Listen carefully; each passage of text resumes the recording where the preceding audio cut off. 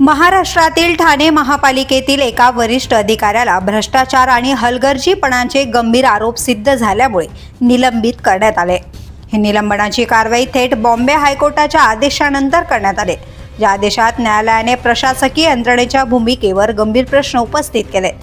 ठाणे महापालिकेनुसार सध्या कायदेशीर सहाय्यक पदावर कार्यरत असलेले फारुख शेख यांना महापालिका आयुक्तांच्या आदेशानुसार निलंबित करण्यात आले।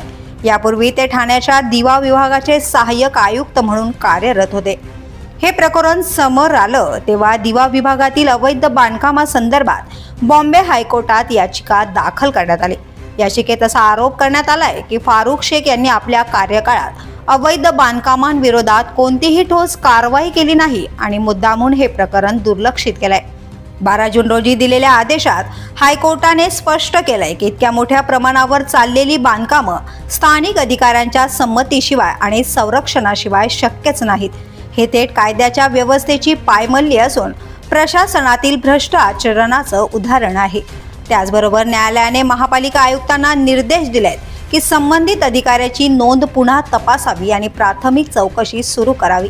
या देशाच्या पार्श्वभूमीवर तात्काळ पाऊल उचलत महापालिका आयुक्तांनी फारुख शेख यांना निलंबित केलं असून त्यांच्यावर विभागीय चौकशीही सुरू करण्यात आली आहे।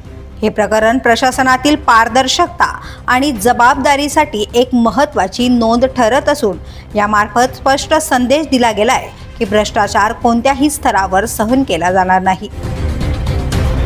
The police news bureau, Thane.